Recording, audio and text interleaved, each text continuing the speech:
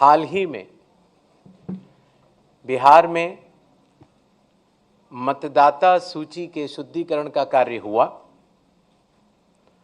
और जो हमारे समक्ष बूथ लेवल ऑफिसर्स मौजूद हैं, इन्होंने न केवल अपने बूथ में मतदाता सूची के शुद्धिकरण का कार्य किया, बल्कि इन लोगों के साथ साथ बिहार के 90,217 बूथ लेवल ऑफिसर्स ने एक ऐसा कार्य किया जो कि पूरे देश में अनुकरणीय है। मैं निवेदन करूंगा कि करतल ध्वनि के साथ हमारे इन योद्धाओं को प्रोत्साहन दिया जाए। आप लोगों का बहुत बहुत धन्यवाद, क्योंकि आप लोग न केवल अपने बूथ में मतदाताओं के साथ काम करते हुए आपने न केवल मतदाता सूची को शुद्ध किया है, बल्कि पूरे देश में जो बाकी बूथ लेवल ऑफिसर्स जब इस कार्य को करेंगे तो उनको आपसे बहुत बहुत प्रेरणा मिलेगी। जैसे कि विश्व को बिहार की वैशाली ने ही गणतंत्र का रास्ता दिखाया था, वैसे ही आप सभी लोग मिलकर अब देश को मतदाता सूची को शुद्ध करने के कार्य के लिए प्रेरणा का स्रोत बनेंगे। बहुत बहुत धन्यवाद। बीएलओ से निवेदन है कि थोड़ा आगे आ जाएं फटाफट, और ताकि एक ग्रुप फोटोग्राफ हो जाए, फिर आप लोग जा सकते हैं। सर, मैं रिक्वेस्ट करूंगा कमीशन से कि काइंडली खड़े हो जाओ।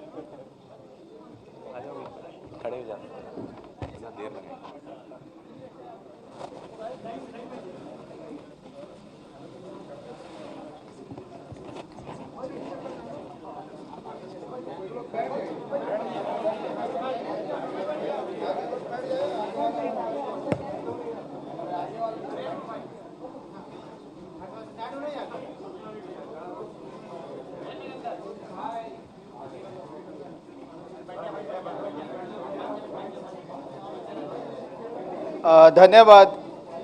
बीएलओ से निवेदन करूंगा कि वो अपनी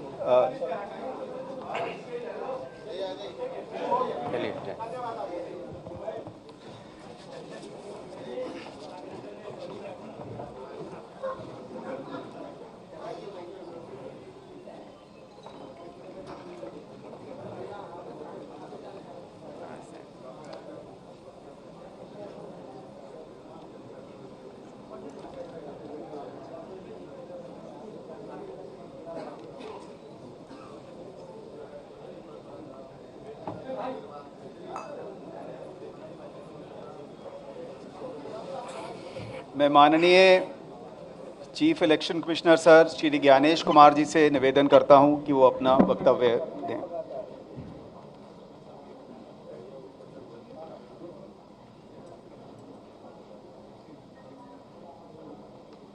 ऑनरेबल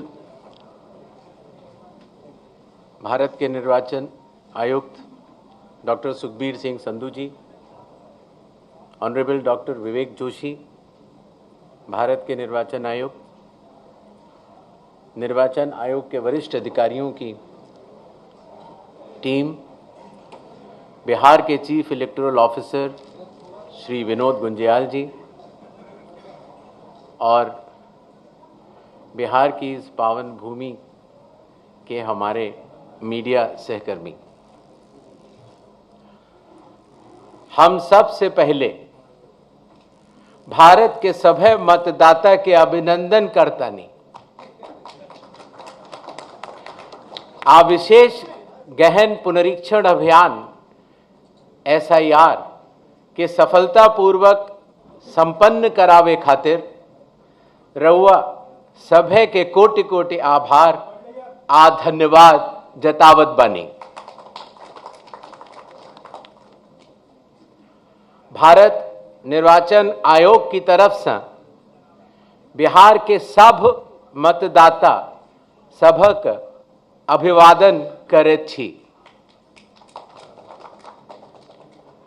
आपके माध्यम से मैं बिहार के सभी मतदाताओं से यह आह्वान करता हूं कि आइए जिस तरह से हम अपने त्योहारों को उल्लास और श्रद्धा से मनाते हैं और विशेष रूप से बिहार की छठ पूजा जैसे महान लोक पर्व को पूरे उत्साह व आस्था से मनाते हैं, उसी तरह से लोकतंत्र के चुनाव के इस महापर्व को भी उत्सव की तरह मनाएं। अपनी भागीदारी सुनिश्चित करें, जिम्मेदारी निभाएं और मतदान अवश्य करें। अपना भागीदारी पक्का करी, जिम्मेदारी निभाएं, आप वोट जरूर करें। धन्यवाद। अब हम आपके समक्ष एक छोटी सी प्रेजेंटेशन देंगे जिसमें कि बिहार के आने वाले इस चुनाव में जो चुनाव आयोग ने नई पहलें की हैं, जो कि अब देश भर में भी लागू होंगी, उनके बारे में हम आपको बतला सकें। नेक्स्ट। बिहार में 243 जनरल कॉन्स्टिट्यूएंसीज हैं, एसटी 2, एसटी 38। नेक्स्ट। बिहार के विधानसभा की कालावधि 22 नवंबर तक समाप्त हो रही है और उसके पहले ही चुनाव संपन्न होंगे। पूरी चुनाव आयोग की टीम पिछले 2 दिनों से बिहार में है। हालांकि इसके पहले भी हमारे वरिष्ठ अधिकारी पूरे बिहार का दौरा कर चुके हैं। आने के बाद सबसे पहले चुनाव आयोग ने बिहार की सभी मान्यता प्राप्त राजनीतिक दलों के साथ बैठक की।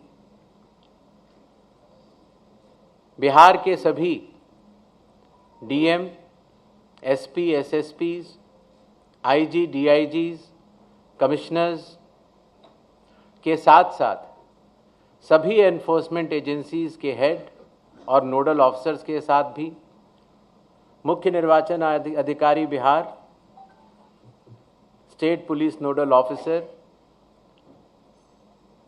और सीएपीएफ के नोडल अधिकारियों के साथ बैठक की और उसके बाद बिहार के मुख्य सचिव, बाकी सचिव के साथ भी बैठक हुई, डीजीपी से के साथ बैठक हुई और अब हम आखिरी चरण में हैं। जो सब कुछ हुआ उसका ब्यौरा आपको देकर फिर हम लोग वापस दिल्ली प्रस्थान करेंगे। नेक्स्ट।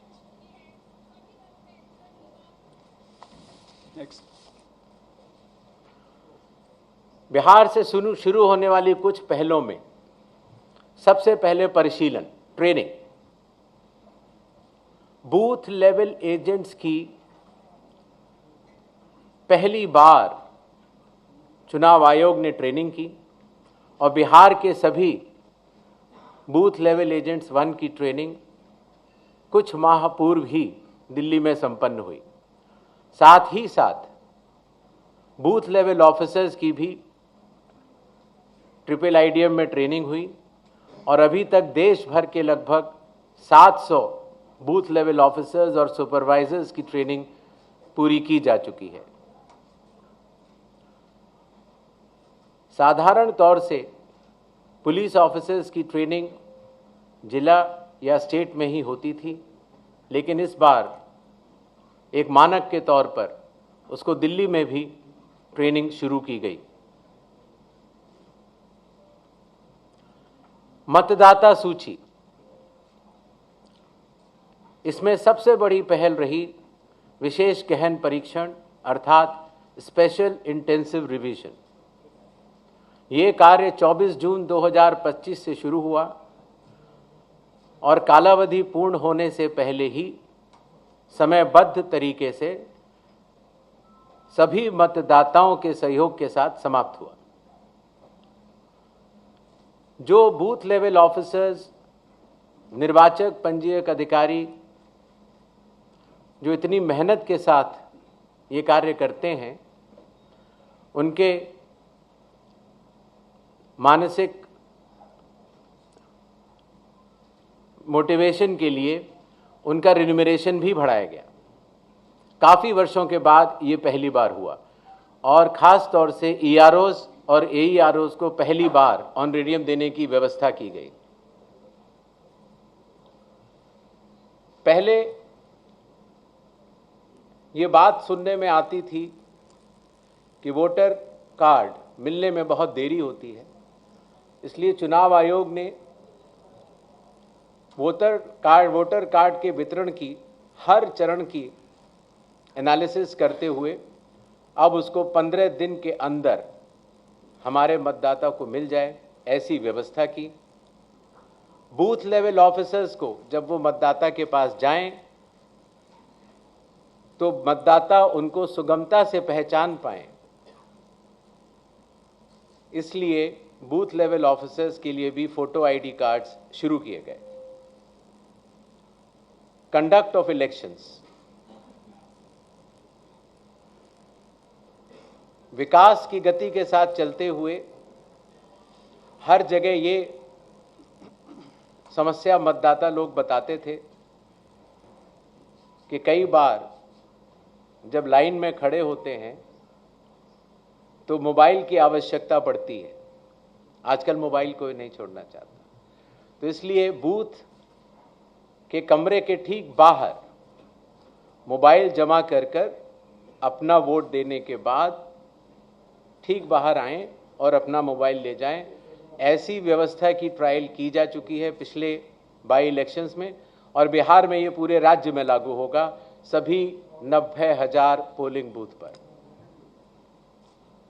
फिर एक बात ये भी समझ में आई कि जो मतदाताओं को वोटर इंफॉर्मेशन स्लिप दी जाती है जिससे कि उनको पता लग जाए कि ये बूथ कहाँ पर है और अगर चाहें तो पहले भी जाके देख सकते हैं, उसमें बूथ की संख्या और पता बड़े फॉन्ट में, अगर आप देखेंगे इसमें तो लाल रंग से उसमें चौकोर किया हुआ है, तो बड़े फॉन्ट पर आप दूर से ही देख सकते हैं, जिससे कि आप अपने मतदान केंद्र में बड़ी सुगमता के साथ जा सकते हैं। इलेक्शन कमीशन ने टेक्नोलॉजी का सहारा कई वर्षों से लिया हुआ है। धीरे धीरे करते करते लगभग 40 एप्लीकेशंस बन चुकी थी, जिसको कि हर मतदाता को या स्टेक होल्डर को बार बार अलग अलग लोड करना पड़ता था। इसलिए सबको मिलाकर एक कंप्यूटर प्लेटफॉर्म तैयार किया गया जिसका नाम है one stop digital platform ECI net. इसका प्रोग्रेसिव इम्प्लीमेंटेशन अभी जारी है और बिहार में इसको लागू भी किया जाएगा और इसके बाद भी अगर कोई काम बचेगा तो उसको पूर्ण करेंगे। कई बार ये बात भी आती थी कि चूंकि पोलिंग स्टेशंस पर मतदाताओं की संख्या 1500 या उससे अधिक हो जाती थी तो बहुत लंबी लंबी क्यूज लग जाती थी और ख़ास तौर से आखिरी घंटों में क्यू को मैनेज करना मुश्किल भी हो जाता था। इसलिए चुनाव आयोग ने यह संयुक्त निर्णय लिया कि अब बिहार से शुरू होकर पूरे देश तक किसी भी मतदान केंद्र में 1200 से ज़्यादा वोटर नहीं होंगे, जिससे कि वोट डालने में हमारे मतदाताओं को सुविधा मिले। कानून के अंतर्गत कैंडिडेट्स पोलिंग बूथ के कुछ दूरी के बाहर अपने बूथ्स लगाते हैं। कई बार वो लोग भी मतदाताओं को सहूलियत देने के लिए उनका मार्गदर्शन करते हैं कि आपका बूथ ये वाला है या उस कमरे में है। तो पहले ये काफ़ी दूर लगाने की अनुमति होती थी, अब 100 मीटर की दूरी पर पोलिंग स्टेशन से हर प्रत्याशी अपने बूथ लगाने के लिए स्वतंत्र है। पहले ये बात भी आती थी कि जो वेबकास्टिंग है, जो पोलिंग बूथ के अंदर जो वेबकास्टिंग होती है वो कहीं 50% या कम से कम 50% या 60% बूथों पर होती थी और अब बिहार से शुरू होकर पूरे देश में जब भी चुनाव होंगे 100% वेबकास्टिंग हर पोलिंग स्टेशन पर की जाएगी। कई बार प्रत्याशियों ने यह बात कही कि जब ईवीएम पर जो बैलेट पेपर या कागज लगता है उसमें जो उनकी फोटो आती है वो ब्लैक एंड वाइट होती है और इसलिए मतदाता को पहचानने में कई बार दिक्कत हो जाती है। हालांकि चुनाव चिन्ह तो रहता है और साथ ही साथ ये भी बात आई कि सीरियल नंबर भी बड़ा होना चाहिए। तो इसलिए बिहार के चुनाव से शुरू करके पूरे देश में अब सीरियल नंबर का फॉन्ट भी बड़ा होगा और प्रत्याशियों की फोटोग्राफ वो कलर्ड फोटोग्राफ लगाई जाएंगी। मतगणना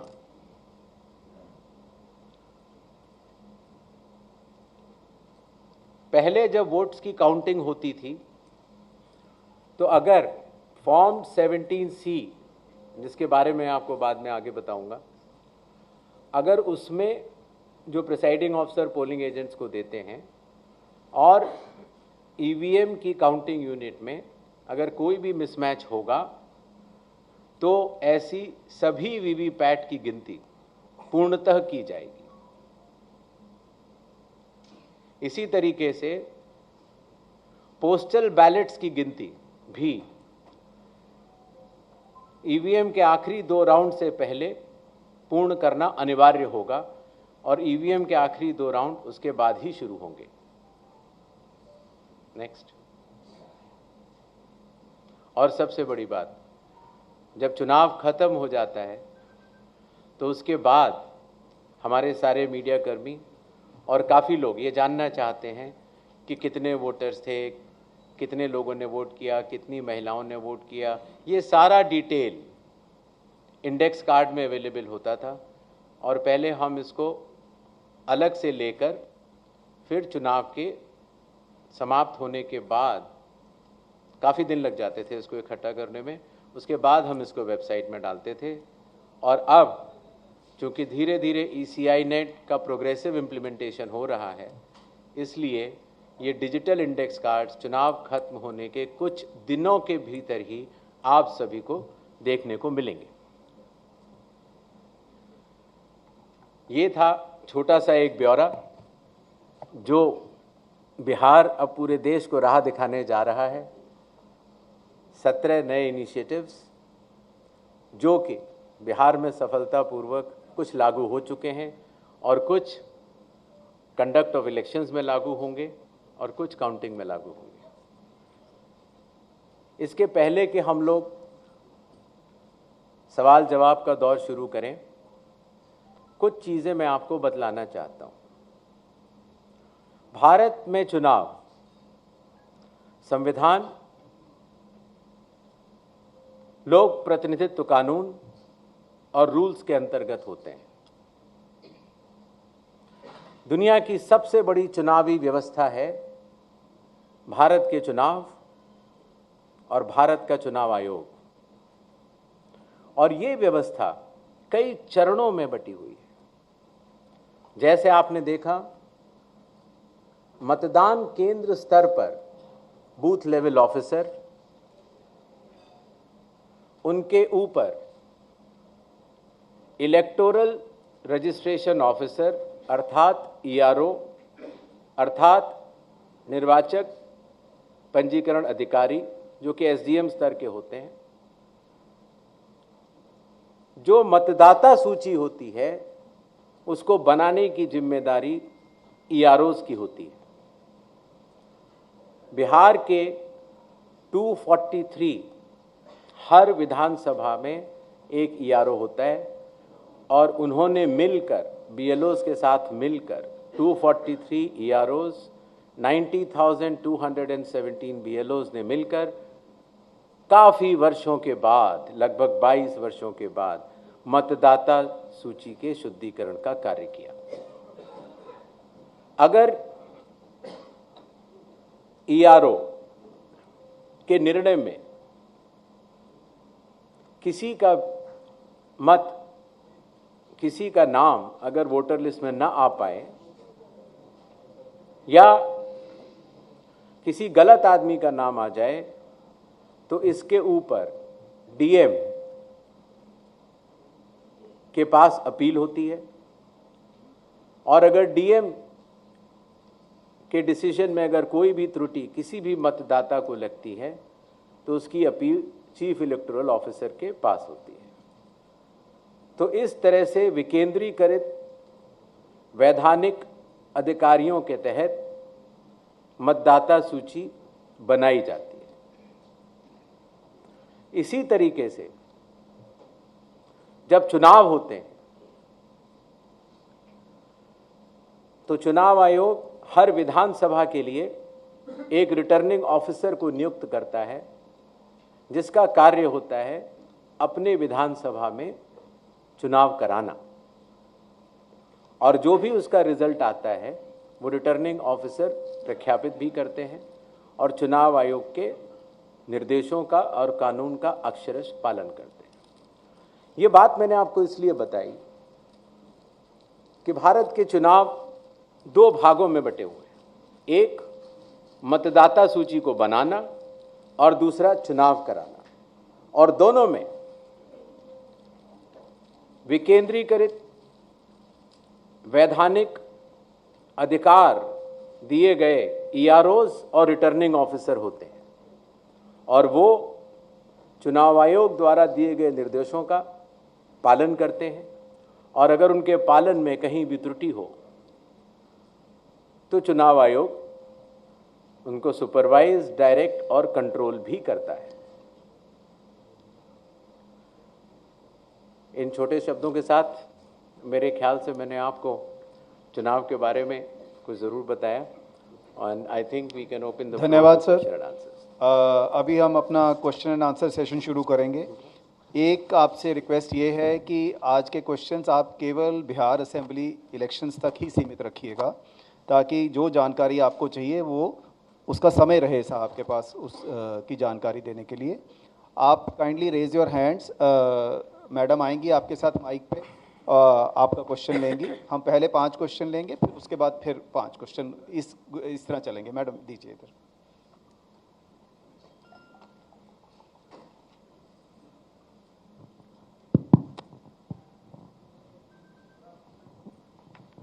सर, मेरा नाम ब्रजेश मिश्रा है और मैं आईएनएस न्यूज़ एजेंसी से हूँ। सवाल ये है कि जिस तरीके से बिहार में शुद्धिकरण का काम किया गया और बहुत सारे आरोप लगे, तो और राहुल गांधी ने, नेता विपक्ष हैं, उन्होंने वोट चोरी तक का आरोप लगाया, और फिलहाल वो कोलंबिया घूम रहे हैं। ऐसे में आप कितना सीरियस उनके आरोपों को लेते हैं, और उनके एटम बम, नाइट्रोजन बम और हाइड्रोजन बम से आयोग कितना घायल महसूस कर रहा है? नेक्स्ट क्वेश्चन इधर दीजिए मैम। सर, आपने एसआईआर कराया, लेकिन कई सारे मेरा नाम मनीष है, मैं डिकोडर से हूँ। आपने एसआईआर बिहार में कराया, इतना बड़ा जाइगेंटिक टास्क था।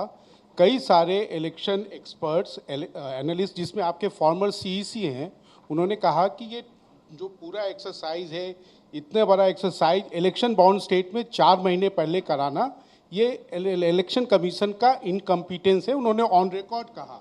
दूसरे कई लोगों ने कहा कि ये 50 सालों में चुनाव आयोग के द्वारा सबसे वर्स्ट डिसीजन था। कुछ लोगों ने ये भी कहा कि ये इनकम्पिटेंस प्लस मोटिवेटेड डिसीजन इसलिए रहा कि इसमें कुछ सेक्शंस ऑफ द सोसाइटी को जानबूझकर एक्सक्लूड करने की कोशिश की गई। So what is your response to, how do you respond to these charges of incompetence plus motivated decision? दूसरा मेरा एक ये है कि आपने please let's restrict to 1 question, we'll come back to you, no problem. इधर दीजिए, ये साहब बैठे। सर, मेरा नाम शशि भूषण है, मैं प्रभात खबर अखबार से हूँ। सर, मेरा सवाल है कि बिहार के जो प्रतिपक्ष के नेता हैं, उनका आरोप है कि एक ही घर में कई मतदाताओं के नाम शामिल किए गए हैं। तो ये जो हाउस लिस्टिंग का काम है, क्या इसमें सुधार होगा या वैसे ही रहेगा? दूसरा सर ये है कि फॉर्म 70C, इसको लेकर क्या है कि क्या जो पहले वोटर एजेंट जो पॉलिटिकल पार्टी के चले जाते हैं, तो उनकी क्या बाध्यता रहेगी कि वो लेकर और हस्ताक्षर करके ही वहाँ से जाए? Next question. और इसी से एक जुड़ा हुआ है सर, एक और जुड़ा हुआ शशि है जी, आप काइंडली ऐसे सर, मॉक पोल को लेके क्या जितने पॉलिटिकल पार्टी भाग लिए हैं और जो नहीं लिए हैं, क्या उनका ब्यौरा आप जारी करेंगे? Sir, good morning. I Kaushlendra Mishra from Hindustan newspaper. Sir, मेरा सवाल एक है कि बिहार चुनाव हो या देश के कहीं भी चुनाव होते हैं, एक पैरामीटर फिक्स है कि प्रत्येक उम्मीदवार सर्टेन अमाउंट ही खर्च कर पाएगा, लेकिन हकीकत में वैसा होता नहीं है। तो इसको मॉनिटर करने के लिए कोई सख्त कदम सीसी उठाएंगे? और दूसरा सर, एक सवाल है। You will have to repeat the question. Sir, सवाल ये था कि एक पैरामीटर फिक्स है कि 40 लाख विधानसभा में खर्च कर पाएंगे उम्मीदवार, तो उससे अमूमन एक्सीड ही करता है, ये नॉन फिगर है, ये बातें हैं। तो इसको मॉनिटर कैसे सुनिश्चित कराएंगे आपकी लिमिट में वो खर्च हो? दूसरा सर, एक इसी से जुड़ी हुई सवाल है कि हमारे कई उम्मीदवार हैं, कई पॉलिटिकल पार्टियां मान्यता प्राप्त आपके यहाँ से हैं, जिनके उम्मीदवार बहुत पुअर बैकग्राउंड से आते हैं, उन पे छोटे मोटे अपराध के मामले भी होते हैं। तो क्या वैसे उम्मीदवारों के लिए जो 3 अखबारों में या ये पब्लिश करने की बाध्यता है, उसमें भी कोई आप रिलैक्सेशन देने जा रहे हैं? Thank you. हाँ जी, बताइए। सर मैं रजनीश जी, बिहार झारखंड से। और सर, एक सवाल है कि जो बिहार सरकार अभी जो गणना कराई थी यहाँ पे, उसमें सेक्स रेशियो जो है 914 था प्रति 1000 पुरुष पे महिलाओं की जो संख्या, और अभी आपकी ओर से जो SIR हुआ है तो उसमें ये संख्या घट गई है। तो क्या महिलाओं के नाम कटे हैं ज़्यादा या फिर जुड़ नहीं पाए हैं प्रॉपर? इसमें जो अंतर है, इसमें क्या वजह है? Sir, Brajkishore Dubey. Sir, Brajkishore Dubey. Please please अभी आंसर लीजिए, फिर नेक्स्ट राउंड में। सर, एक सवाल ले लिया जाए। आते हैं हम, नेक्स्ट राउंड में आते हैं आपके पास, नो प्रॉब्लम। सबसे पहले 17C के बारे में मैं बताना चाहूँगा, मॉक पोल और 17C। हर मतदान केंद्र पर मतदाताओं द्वारा मतदान होने से पहले एक मॉक पोल होता है, और मॉक पोल में प्रत्याशियों द्वारा नामित पोलिंग एजेंट्स के समक्ष EVM और VVPAT, EVM में पोलिंग की जाती है और VVPAT से उसका मिलान किया जाता है। मॉक पोल करना आवश्यक होता है जिससे कि पारदर्शिता का अनुभव हमारे प्रत्याशियों के पोलिंग एजेंट्स भी कर सकें। इसीलिए आपके माध्यम से ये मैं ज़रूर कहना चाहूँगा कि बिहार के आगामी चुनावों में जो प्रत्याशी खड़े हों, वो अपने बूथों पर अपने पोलिंग एजेंट्स ज़रूर नामित करें। इसी तरीके से जब मतदान पूर्ण हो जाता है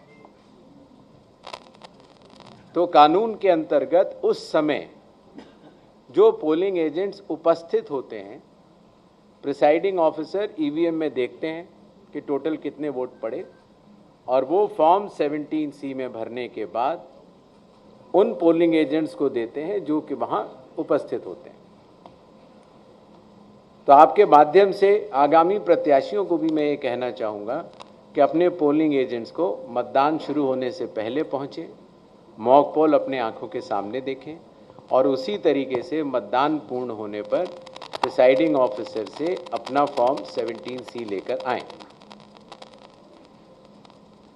इस बात का जवाब मैं पहले दे चुका हूं कि जिन लोगों के पास अपने घर नहीं होते या जिन लोगों को पंचायत या म्यूनिसिपैलिटीज़ ने कोई घर का नंबर नहीं दिया होता है, तो या तो आसपास के घर का नंबर देते हैं और या कई बार 0 लिख देते हैं। इसीलिए इसमें विचलित होने की कोई बात नहीं है, क्योंकि जब बूथ लेवल ऑफिसर किसी भी व्यक्ति का इन्यूमरेशन फॉर्म लेता है तो उसके ऊपर दावे और आपत्ति जताने के लिए हर पॉलिटिकल पार्टी के बूथ लेवल एजेंट्स मौजूद होते हैं।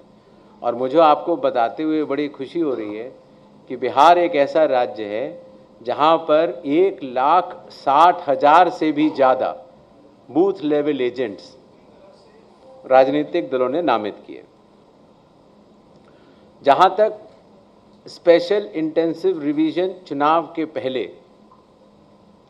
कराए जाने के निर्णय की बात है, तो अगर आप लोक प्रतिनिधित्व कानून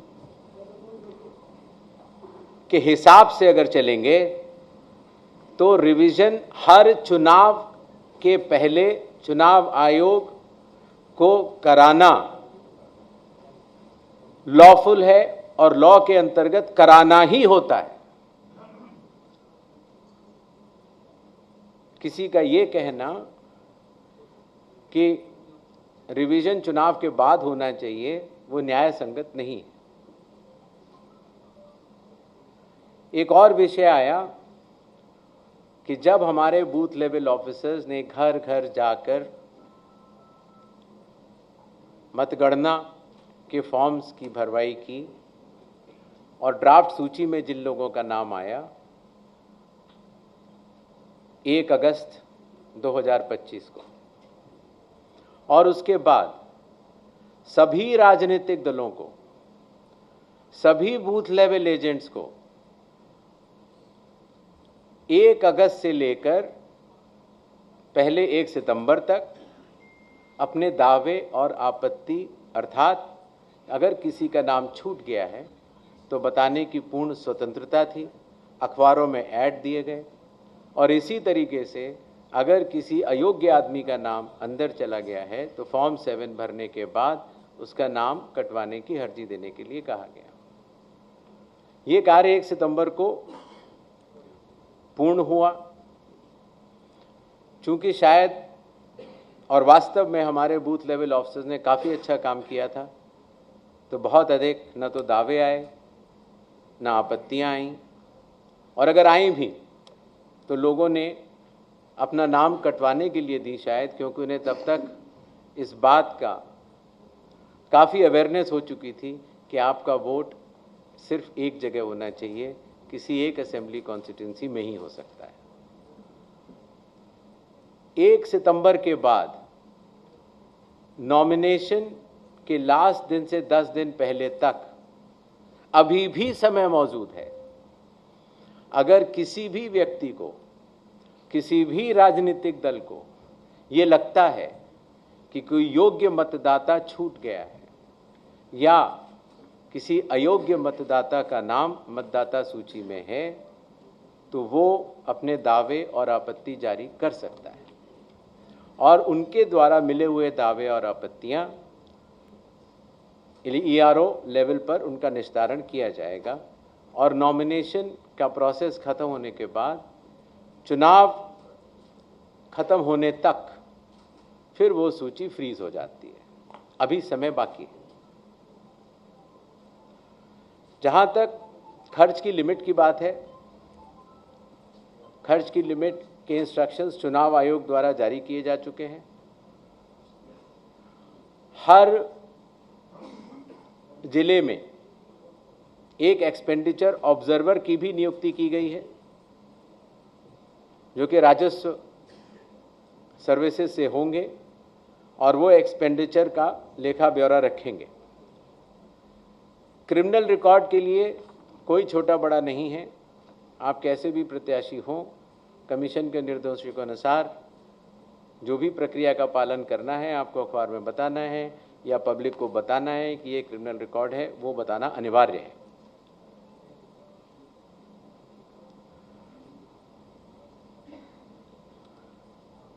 SIR की प्रक्रिया पर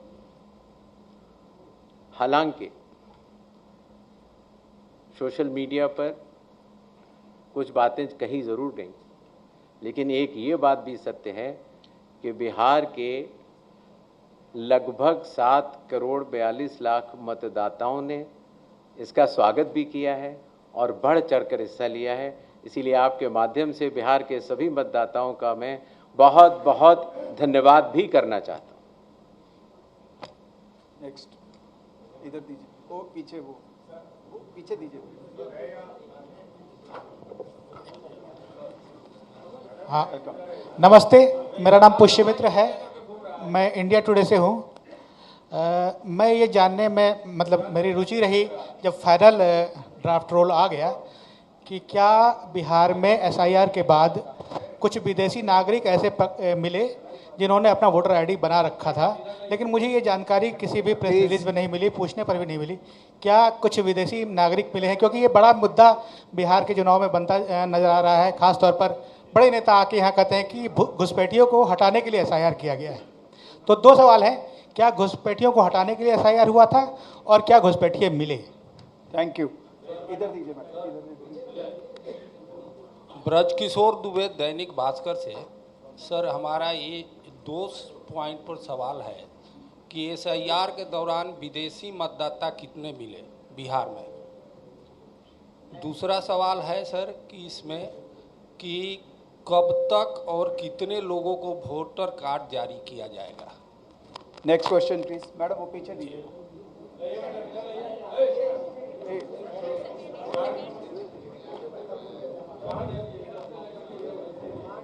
good afternoon. Please good afternoon. देखिए, will come to you please. Good afternoon Gyanesh ji, मैं प्रभाकर कुमार हूँ, एनडीटीवी न्यूज़ चैनल से।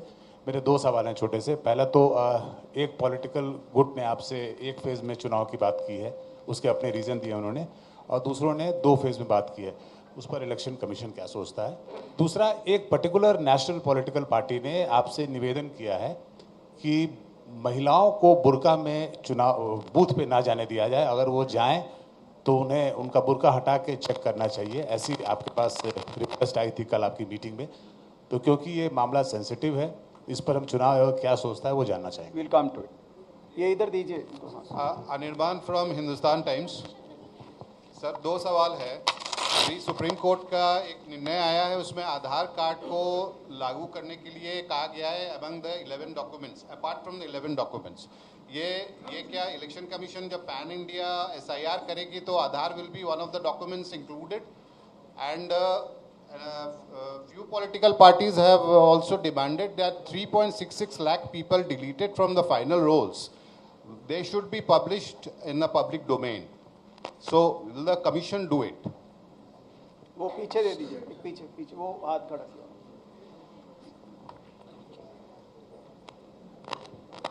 मैं प्रशांत झा हूँ, जी न्यूज़ से। मेरा एक सवाल है कि सकरा एक विधानसभा क्षेत्र है मुजफ्फरपुर में, वहाँ एक गांव है मोहनपुर कटेसर। पूरा गांव हिंदू का है और उस पूरे गांव में लगभग 100 मुस्लिमों के नाम जोड़ दिए गए। जब ड्राफ्ट सूची आपकी आई थी उस समय वहाँ के लोगों ने ये सवाल खड़े किए थे, लेकिन उसके बाद जब फाइनल रोल आया है, फाइनल आपकी मतदाता सूची आई है, उसमें भी इसको सुधारा नहीं गया है और गांव के लोग परेशान हैं कि क्या उनके घर मुस्लिम ले जाएंगे। Sir, will come to back, will next round please. Sir, जैसा कि हमने आपको नई पहलों में बताया था, वोटर कार्ड, जिन लोगों के वोटर कार्ड में नाम होता है, उम्र होती है, पता होता है, तो जिन लोगों के वोटर कार्ड की एंट्रीज में परिवर्तन होगा, उन वोटर कार्ड्स को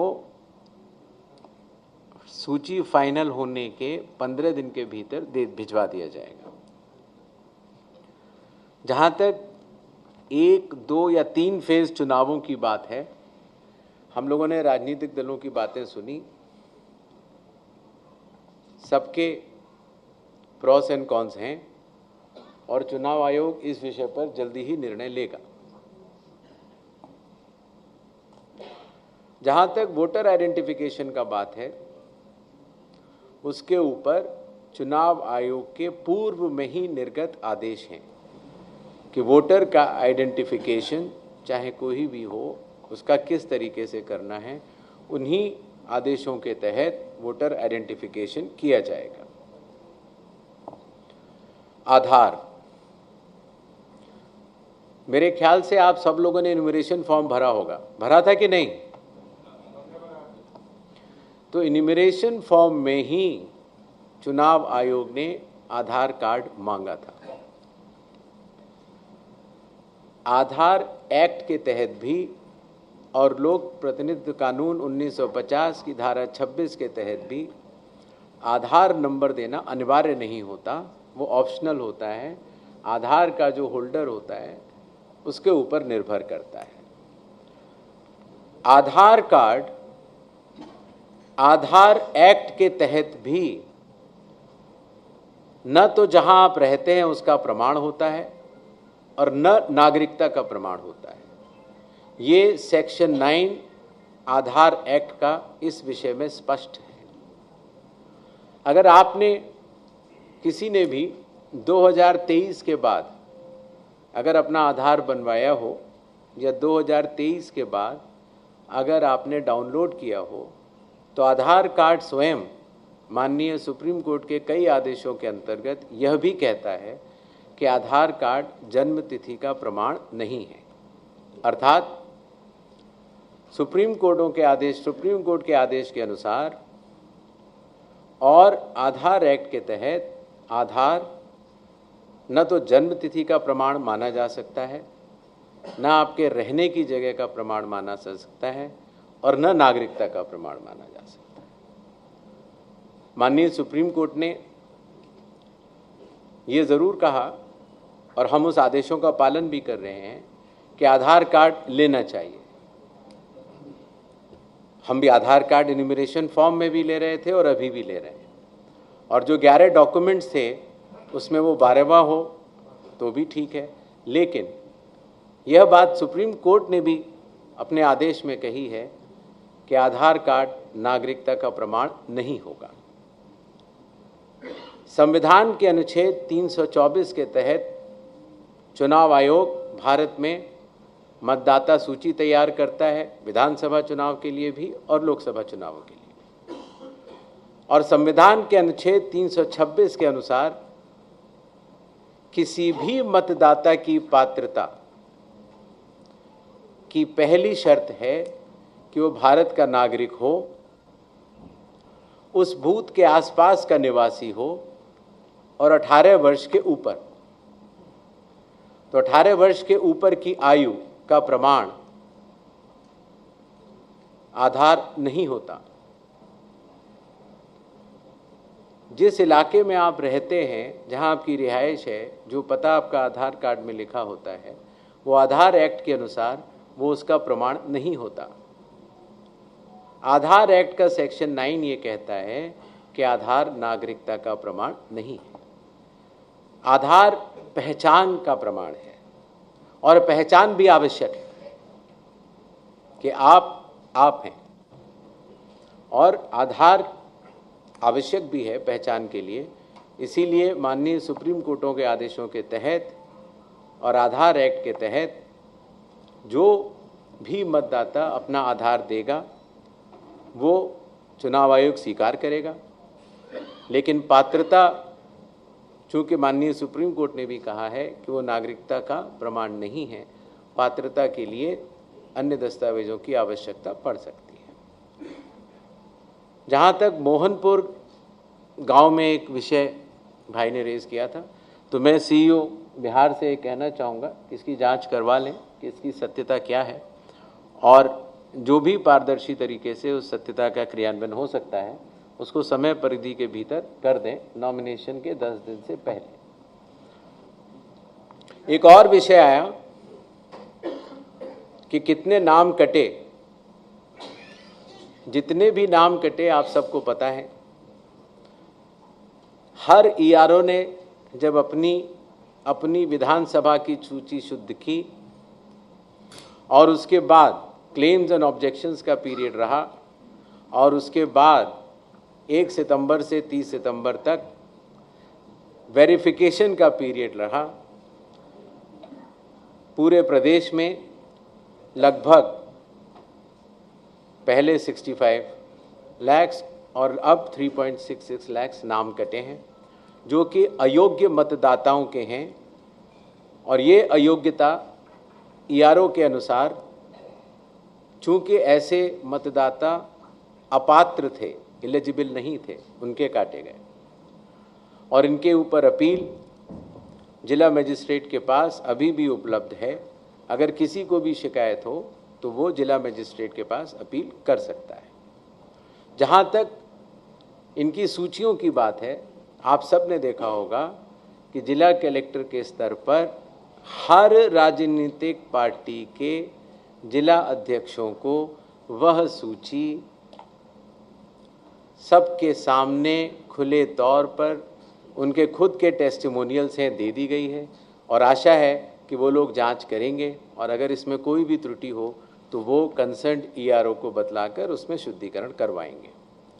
जहाँ तक संख्या की बात है, हर ईआरओ और हर जिलाधिकारी ने सारी संख्याएं जो कटी हैं वो हर पॉलिटिकल पार्टी को दे दी हैं, और वो पॉलिटिकल पार्टीज़ की जिम्मेदारी का विषय है कि जिस तरह से हमने ये निवेदन किया है कि आप हर पोलिंग स्टेशन पर अपने पोलिंग एजेंट नामित करें, काउंटिंग के लिए अपने काउंटिंग एजेंट नामित करें, उसी तरीके से जो मतदाता सूची है उसका वो परीक्षण कर लें और कोई भी अगर त्रुटि है तो उसको बताएं।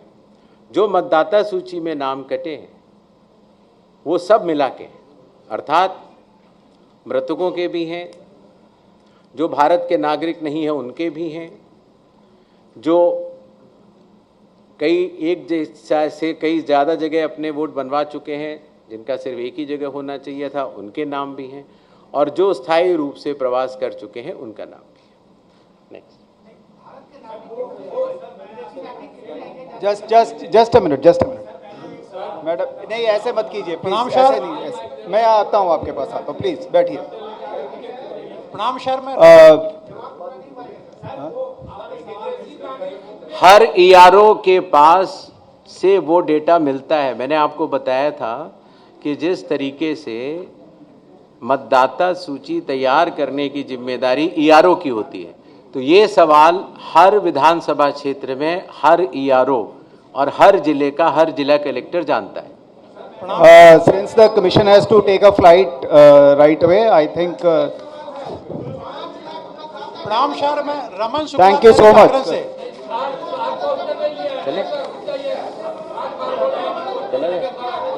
अभी है ना,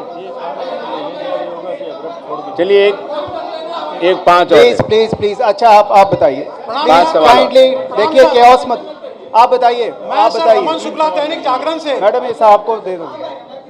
हाँ जी, आप बताइए प्लीज। आप पे आते हैं, आता हूँ मैं आप पे। प्रणाम सर, मैं रमन शुक्ला दैनिक जागरण से। इस तरह तो कोई क्वेश्चन हो नहीं पाएगा, आप आगे आके पूछिए प्लीज। हाँ दे देंगे, आप अपना क्वेश्चन पूछिए। प्रणाम सर, मैं रमन शुक्ला दैनिक जागरण से। सवाल सर ये है कि क्या आपकी बात सभी मतदाताओं को बिहार में नया ईपिक दिया जाएगा? क्या जो 17 नवाचार आप कर रहे हैं उसमें ये शामिल है?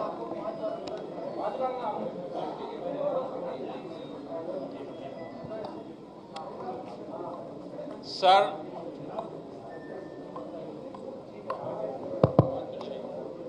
हम लोग 40 वर्ष से नाम वोट दया शंकर तिवारी इंडियन पंच से बोल रहे हैं।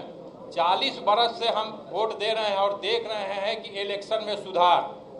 आज तक हम देख रहे हैं 40 वर्ष में कि धीरे धीरे आप लोग कह रहे हैं कि सुधार के और करप्शन बढ़ते जा रहा है। जितने अपराधी हैं वो जेल से छूट के आते हैं, 100 केस रहता है, 50 केस रहता है, नॉमिनेशन करते हैं, इलेक्शन लड़ते हैं, बाहुबली कहते हैं। अब वहाँ पर जो उनके क्षेत्र की जनता होगी उनके सामने किसी काम के लिए कैसे जाएगी? तो हमको तो नहीं लगता है कि 40 वर्ष में कोई सुधार हुआ है इलेक्शन में। तो आप लोगों को करना है सुधार। ठीक है जी, ठीक। Sir would you like to? I think या देखिए ऐसा है कि हमारी आपकी रूबरू तो आज हुई है और फिर भी चलती रहेगी, लेकिन समय परिधि फ्लाइट की वजह से भी है, तो जो आपके सवाल हैं उनका मैं ज़रूर जवाब देता हूँ। जहाँ वोटर कार्ड में एंट्रीज़ की चेंजेस हैं, जैसे कि विवाह उपरांत कई बार महिलाओं के नाम बदल जाते हैं, या आपने अपने रिहाइश की जगह बदल ली है तो पता बदल जाता है, तो इस तरह के केसेस में नए वोटर कार्ड जारी होंगे।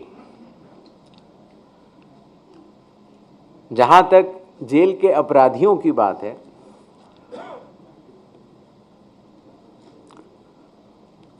संविधान का अनुच्छेद 326 ये कहता है कि संसद द्वारा पारित कानून के अंतर्गत अगर कोई भी अपराधी जिसकी लिमिट कानून द्वारा निर्धारित होती है, उसमें से कुछ लोग चुनाव लड़ने के लिए अलाउड होते हैं। अगर छोटा अपराध होता है और बड़ा होता है तो अलाउड नहीं होता है।